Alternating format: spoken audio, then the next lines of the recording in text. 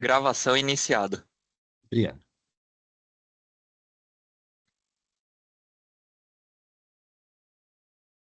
Bom dia. Iniciando a sessão de julgamento da primeira Câmara Julgadora do Tribunal de Impostos e Taxas do Estado de São Paulo, do dia 21 de outubro de 2025, a qual está sendo gravada e será disponibilizada posteriormente.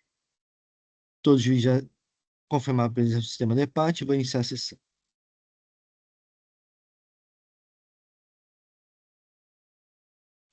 Temos 5 processos de hoje. Vamos começar os trabalhos com os processos em que o patrono está presente. Doutor Gustavo, tem 3 processos da Roger Comércio Distribuidor de Produtos de Higiene Limitada, correto? Todos são Correto. pedidos de retificação de julgado. Eu já vi que o doutor foi inserido uma petição nos processos, correto? Sobre isso que o doutor Gustavo gostaria de falar alguma coisa? Na verdade, sim.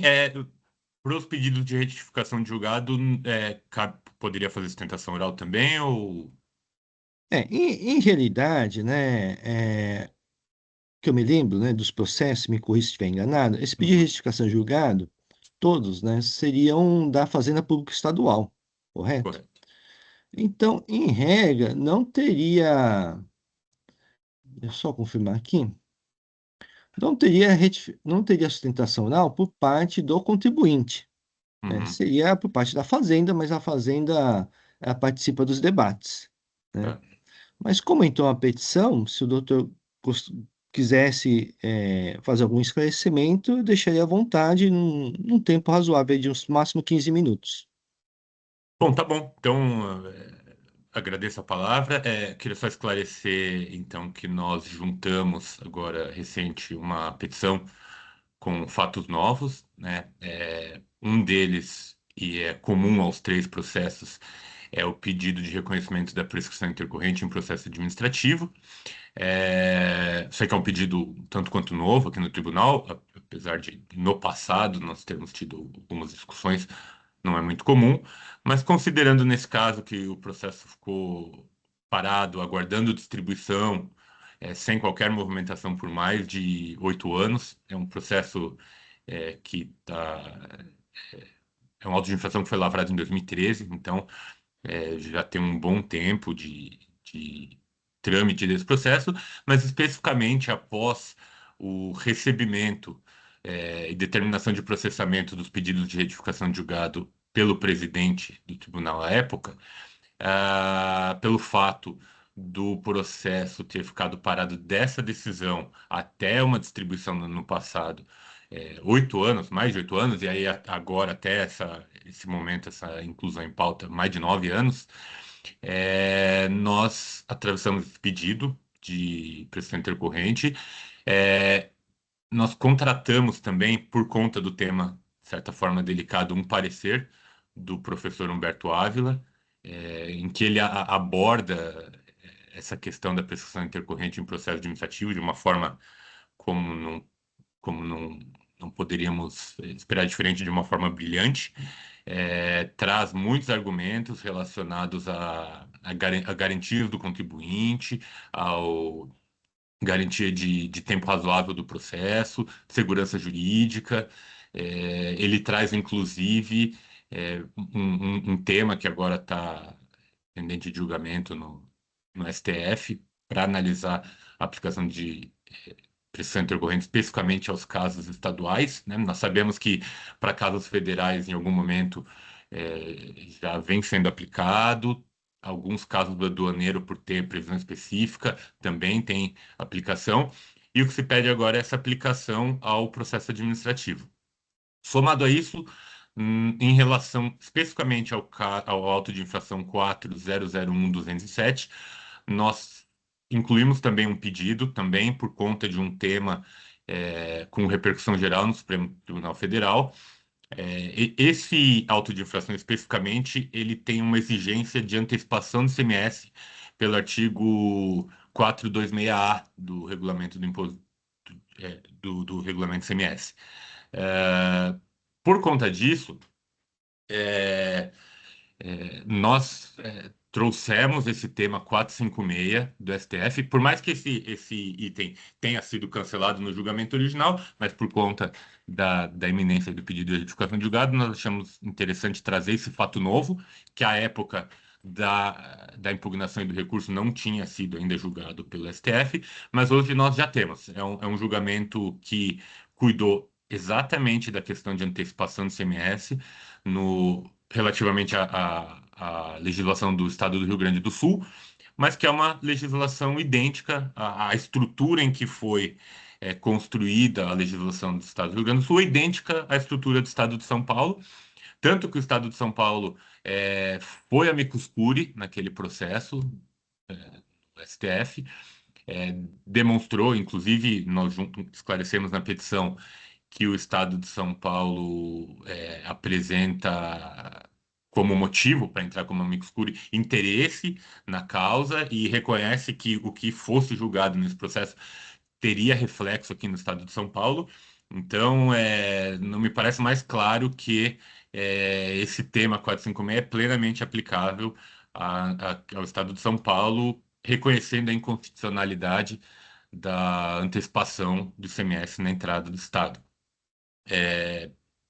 Também, nós fizemos pesquisa de jurisprudência, nós temos outros casos com essa alegação e nós temos já uma jurisprudência crescente no TIT nesse sentido, de cancelar os autos de infração com essa aplicação do tema 456.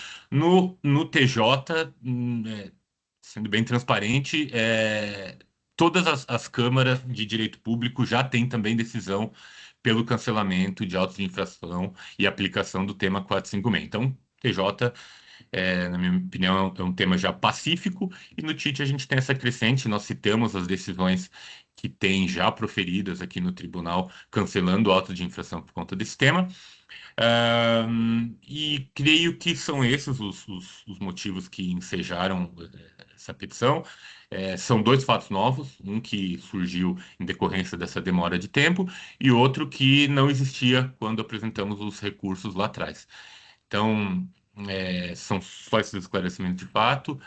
Queria reforçar o pedido de não conhecimento dos pedidos de retificação de julgado, considerando que se tratam ali não de erros de fato, mas de julgamentos de direito, entendimento das câmaras, que no máximo poderiam ser revisadas pela Câmara Superior, mas não em pedido de retificação de julgado. Então, reforçando esse pedido, eu agradeço a oportunidade da palavra e fico à disposição. Muito bem, agradeço, doutor Gustavo. Aí, os relatores são o doutor Eduardo, o doutor Rafael. É, Indagaria doutor Eduardo, doutor Rafael, é, se é suficiente para fazer o julgamento no dia de hoje. Doutor Eduardo. Bem, bom dia a todos. Se possível, presidente, eu gostaria de tirar de pauta os dois processos da minha relatoria. Um é o final 556, outro final 207, só para dar uma olhada nesse parecer, embora até então eu já tenha um posicionamento firmado, mas eu quero ver o que consta desse parecer que foi protocolado agora, né, às vésperas da nossa sessão de julgamento. Muito bem. Bem, então se o doutor Rafael não tiver nenhum óbice, como são três processos que estavam conexos, né, anteriormente, então eu preferiria devolver para a pauta todos ao mesmo tempo, né? Então, provavelmente na semana que vem, doutor Gustavo. Tudo bem? Ok, ok. Tá bom. Então, eu vou tirar os três processos de pauta da Roger Comércio, para ser pautado na semana que vem, né? Então, agradeço a doutor Gustavo, um bom dia. Eu que agradeço a oportunidade. Bom dia a todos.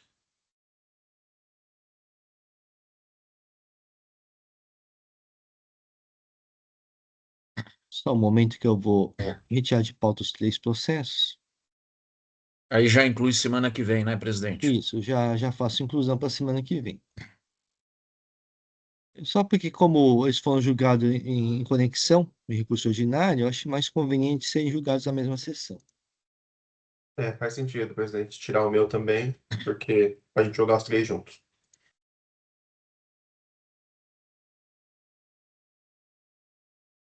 Presidente, só uma dúvida. Não Sim. precisa ser o mesmo relator? Assim, nós discutimos, né? Houve a conexão no recurso ordinário. Eu acredito que não necessariamente não é obrigatório que seja o mesmo relator em retificar um julgado, né? Tá. Até já comentei, teve um caso passado em que o presidente deferiu a conexão, né? Mas por algum motivo os processos foram julgados não pelo mesmo relator, né? Tá. Houve um pedido de nulidade, né? E a Câmara Superior entendeu que não, né? Que não haveria nulidade mesmo sem definir a conexão. E também assim, né, doutor Tiago, o presidente, ao definir a conexão, na minha opinião, ele faz um juízo superficial da conexão, né? Ele não tem condições de pegar todos os processos e verificar, senão ele já estaria fazendo um julgamento, né? Tá. Então, mesmo que o presidente defina a conexão, acho que cumpre ao relator, né, dos processos verificar se de fato haveria essa alegada conexão, tá? Desculpe interrompê-lo, presidente, eu já adianto, mas isso a gente pode detalhar semana que vem, que eu não vejo motivo, eu não vi motivo para a conexão dos dois processos que estão comigo, entre eles, né?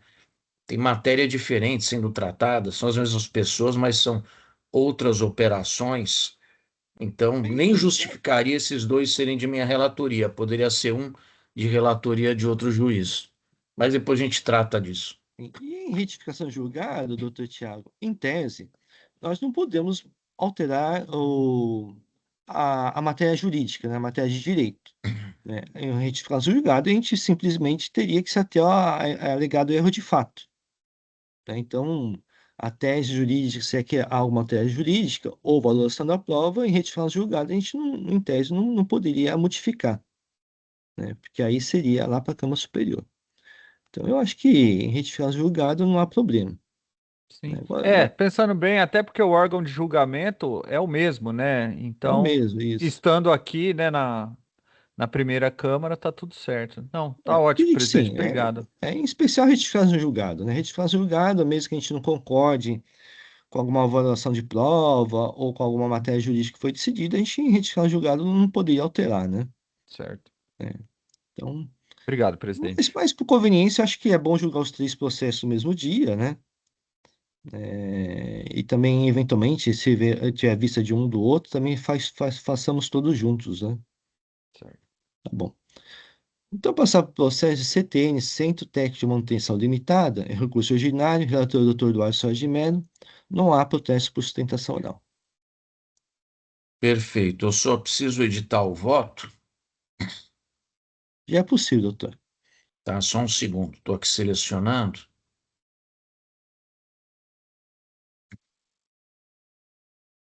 Só um segundinho.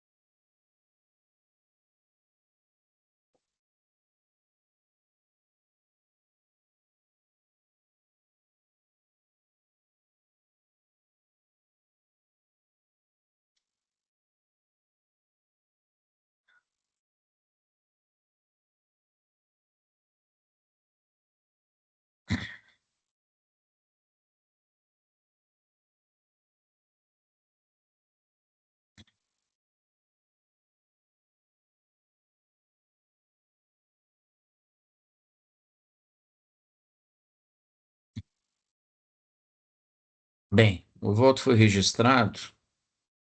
Eu vou proceder então à leitura do mesmo. Aqui, na verdade, o relato, né, a parte do relatório, ela é muito longa, porque esse processo tinha várias acusações fiscais, houve várias idas e vindas, conversão do julgamento em diligência, anulação, e isso tudo está descrito e eu aproveitei para reproduzir as palavras da representação fiscal nas contrarrazões, porque no pedido nas contrarrazões, porque está muito bem sintetizado de uma forma muito concisa, tá? O que a gente está discutindo aqui é o item 5. Eu estou ouvindo algum som, eu não sei de quem que está interferindo um pouquinho, eu não sei se para você está incomodando, mas enfim. Então, o que eu faço? Eu reproduzo aqui, primeiro, as 5 acusações fiscais. Na verdade, eram 6 acusações fiscais, né? E o que interessa para nós é a acusação do item 1 do auto lavrado, tá? Que diz respeito à falta de escrituração de notas fiscais relativas a entradas de mercadorias no estabelecimento da recorrente e ao recebimento de serviços, sendo que já se encontram escrituradas, né? Já se encontravam escrituradas as operações e as prestações do período. Então, aqui eu digo, aproveito o detalhado e, ao mesmo tempo, sintetizado relatório elaborado pela representação fiscal nas contrarrazões ao recurso ordinário, a qual reproduzo. E aí a gente vê que realmente o trâmite ele foi muito longo, com muitas idas e vindas, mas que não influenciam aqui em nada nesse momento processual. E aí eu acrescento ainda no relatório, né, que em virtude da decisão, que foi uma decisão proferida as folhas 482, 491, houve apresentação do recurso ordinário, folhas 495 a 498, e das contrarrazões pela Fazenda, folhas 502 a 513. E o que houve? Essa decisão recorrida, ela reduziu o débito fiscal do item 5, então houve uma redução da multa. E aí foi feito um novo cálculo. Passo ao voto. Como mencionado, o recurso ordinário diz respeito à acusação fiscal relativa ao item 5 do auto, atinente à falta de escrituração de notas relativas a entradas de mercadorias no estabelecimento da recorrente e ao recebimento de serviços, não sendo demais relembrar que, na instância quo, fora dado provimento parcial à defesa, reduzindo o débito fiscal do referido item 5. A recorrente sustenta na peça recursal a impossibilidade de aplicação ao caso concreto e por amostragem do artigo 22 da Lei Paulista 13.457/2009, por se tratar de exigência fazendária relacionada envolvendo documentos não escriturados, ao passo que o dispositivo legal em tela versa acerca de documentos escriturados, não se amoldando ao caso concreto. Nesse raciocínio, apregoa a inexistência de previsão legal para a substituição dos documentos por demonstrativo elaborado pelo fisco estadual, na hipótese de notas não escrituradas, como ocorre no caso vertente. Não palmilho da postura da recorrente, ponderando desde já não haver controvérsia quanto à ausência de escrituração do livro registro de entradas dos documentos fiscais emitidos contra a recorrente. A recorrente não se insurge em relação às operações mercantis e, tampouco, à legitimidade dos documentos fiscais que as representam e que são detalhados no demonstrativo 3, folhas 57 a 71 do processo. Como se não bastasse, deixa de esclarecer o porquê da omissão em descumprimento ao dever instrumental de índole tributária. No que diz respeito à contrariedade da recorrente, quanto à apresentação de documentação e amostragem, oportuna transcrição da regra incerta na cláusula 10ª do ajuste CNF 7/2005 e que estabelece a obrigação do destinatário das notas fiscais eletrônicas em mantê-las em, abre aspas, arquivo digital sob sua guarda e responsabilidade, fecha aspas. Reza a norma e aí eu transcrevo a cláusula 10ª, o parágrafo 2º. Por essa razão, não merece acolhida a alegação da recorrente de cerceamento ao exercício de defesa, tendo em vista a amostragem de documentação trazida ao processo pelo autor do feito. Incumbia a mesma, por determinação legal, a posse e a guarda de toda a documentação descrita de forma pormenorizada no demonstrativo 3. Da mesma forma, não comungo do posicionamento da recorrente de que não se aplicaria ao caso concreto o artigo 22 da Lei Paulista 13.457/2009, uma vez que a exigência fazendária estaria relacionada a documentos não escriturados, enquanto o referido artigo de lei diria respeito a documentos escriturados. A norma constante do artigo 22 da Lei Paulista 13.457 de 2009 preceitua. E aí eu transcrevo o artigo 22, inciso 3º, parágrafos 1º e 2º. Se precisar, eu leio. Se extrai, portanto, do ordenamento jurídico que o recebimento de documentos fiscais, independentemente de sua escrituração ou não, é circunstância suficiente para autorizar, como elemento de prova e em substituição a esses documentos, demonstrativo elaborado pelo fisco paulista nos termos da legislação. Cabia à recorrente contraditar, de forma pontual e efetiva, indicando imprecisões e equívocos, as informações incertas no demonstrativo 3, folhas 57 a 71, instruído com os documentos de folhas 72 a 78, em conformidade com o estatuído no artigo 22, parágrafo 1º da Lei 13.457. Não foi, todavia, o que ocorreu. Igualmente, dessume do recurso ordinário o entendimento de que a falta de indicação das CFOPs das operações, bem como das CSTs, no demonstrativo 3, elaborado pelo trabalho fiscal, não permitiria atestar se as mesmas operações mercantis seriam ou não tributadas, circunstância relevante, segundo a recorrente, tendo em vista implicações na análise do percentual da penalidade aplicada. Como consequência, a recorrente afirma que o aludido demonstrativo, na forma elaborada pelo agente fiscal de rendas competente, teria culminado em prejuízo à apresentação de sua defesa no processo por falta de elementos, ausência de provas, para a compreensão da própria acusação fiscal em enfoque, não sendo, além disso, hipótese para inversão do ônus da prova em desfavor da mesma, recorrente. Penso data vênia de forma distinta à da recorrente, haja vista não depreender do ordenamento jurídico distinção, para fins de aplicação de penalidade, entre operações não tributadas e tributadas e cujas notas fiscais representativas deixaram de ser escrituradas pelo contribuinte, caso da recorrente. Realmente se extrai do artigo 85, inciso 5, alínea A, da Lei Paulista 6374 de 89, norma utilizada pelo trabalho fiscal para a capitulação da multa do item 5 do auto lavrado, a seguinte sanção por descumprimento à legislação tributária pertinente. E aí eu vou ler porque é curto.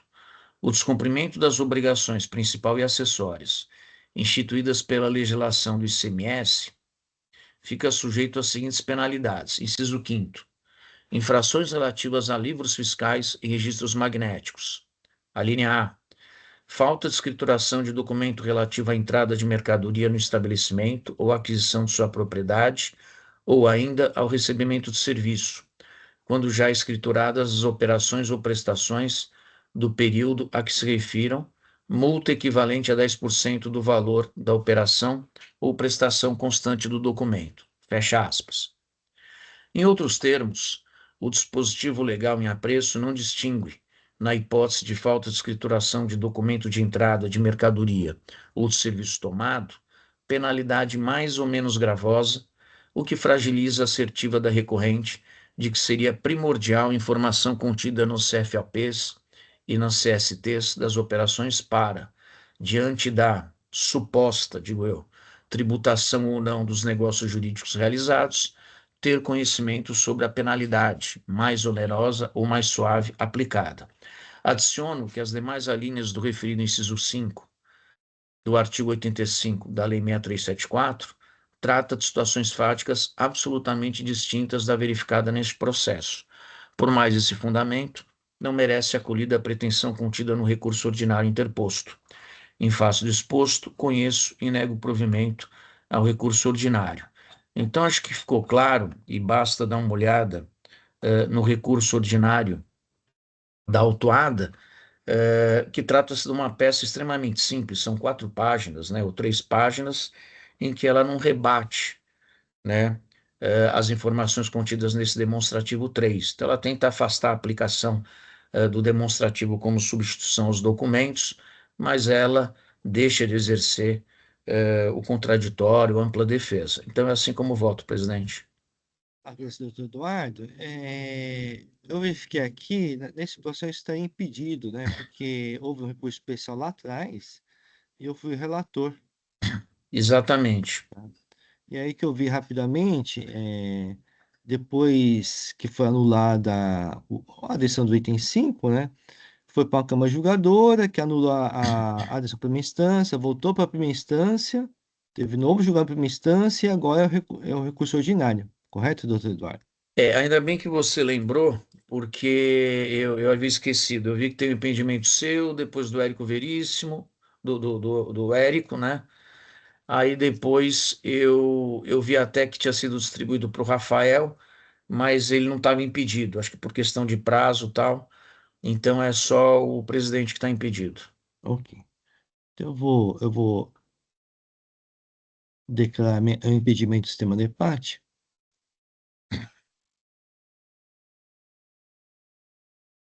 Muito bem. O processo está em discussão. Doutor Eduardo, eu tô com uma dúvida aqui sobre o processo, porque a infração aqui é do 85.5A, certo? Certo. E no parágrafo 2º do artigo 85 diz que as multas previstas nos incisos 3 no inciso 3, na linha A do inciso 4 e nas alíneas A, B, D e E do inciso 5 devem ser aplicadas a redução de 50% quando as infrações se referirem a operações ou prestações amparadas por não incidência ou isenção. Parágrafo Ah, 2º do artigo 85. então tem uma diferenciação. Assim, doutor Rafael, eu não sei se é isso, mas assim, que eu vi rapidamente o processo, então o processo foi um pouco longo,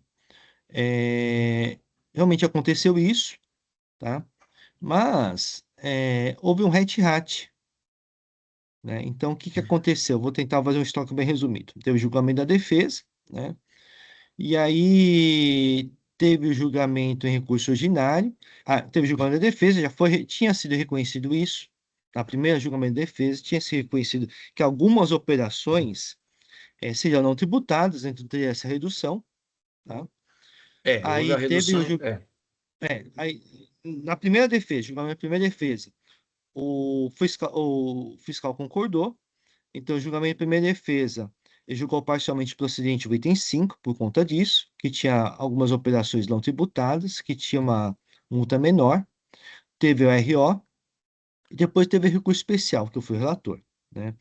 O contribuinte alegou no dia da decisão anterior de RO, eu acolhi, quanto ao item 5, e voltou para a Câmara Julgadora. A Câmara Julgadora, ela anulou a decisão de primeira instância. Ao anular a decisão de primeira instância, voltou para o julgador de primeira instância, que determinou fazer um hat-hat, né? Eu acho que provavelmente para corrigir isso daí já, fazer essa correção. Então, olhando o processo aqui, ele tem um hat-hat. E aí, depois do hat-hat, é que teve o novo julgamento da defesa, né? E agora teve o RO, que é esse que a gente está julgando, tá? Tá. Então, eu talvez teria que ver o hat-hat para ver se acho que talvez tenha sido isso que tenha sido corrigido. Talvez tenha ajustado essa questão, né? Isso.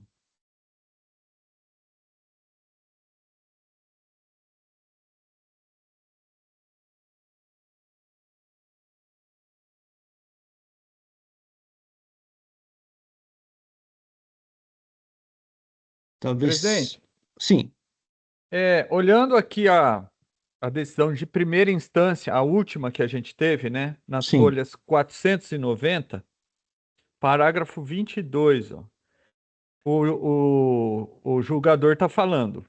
Em atendimento à diligência de folhas tais, o fisco identificou no demonstrativo 3 as notas fiscais abrangidas por não incidência ou isenção. Certo. Apresentou às folhas 395 novo cálculo, que Isso, resultou numa redução. isso. Parágrafo 23. Com relação à questão acima, referente a esse item de acusação, cabe razão à defendente, Sim, devendo ser considerada a relação de folhas 372 e o novo cálculo às folhas isso. 395, Só que aí eu acho que nem coube recurso de ofício Não coube. pelo Então, valor. então, o recurso ordinário trata apenas então das operações que não são isentas ou não tributadas, Isso. né? É restrito a isso, Ah, tá. tá? Porque a parte que é isenta não tributária tinha multa menor, então já foi acolhida e não teve recurso de ofício por causa do valor. Então, no fim das contas, redundamos na mesma conclusão que o doutor Eduardo chegou aqui, né? Eu acredito que sim. Então tá bom, então perfeito, era só isso mesmo que eu queria entender. Muito bem, não havendo mais inscritos, vou encerrar os debates. Vou verificar o quórum de presença.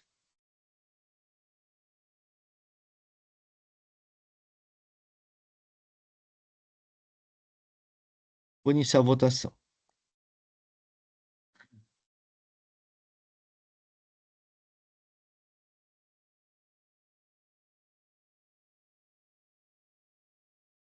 Encerrada a votação, o recurso ordinário de CTM, Centro Técnico de Manutenção Limitada, foi conhecido e não provido.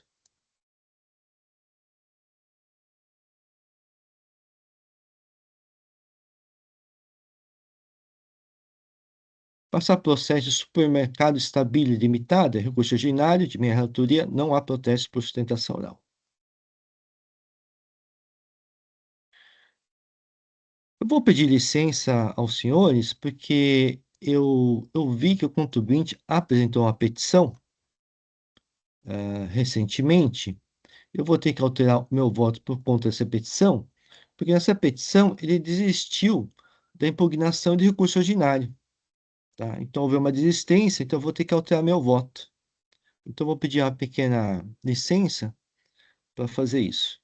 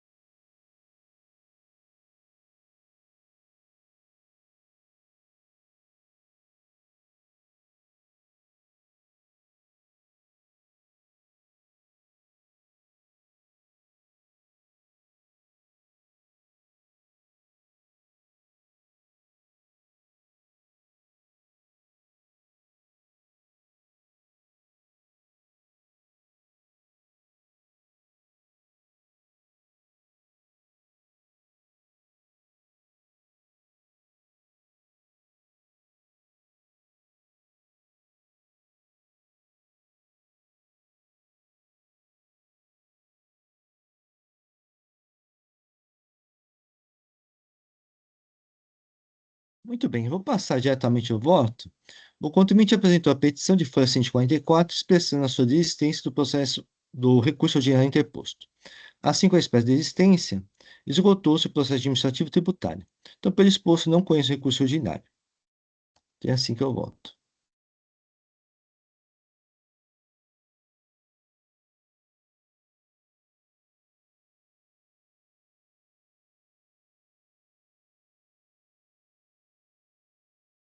Muito bem, o voto está registrado, o processo está em discussão. Não havendo inscritos, vou encerrar os debates. Vou verificar o quórum de presença.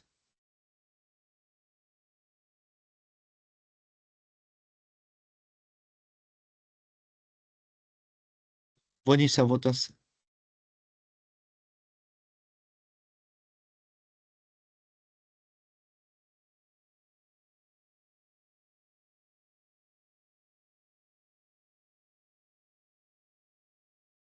Iniciada a votação, o recurso ordinário de supermercado estável limitada foi não conhecido.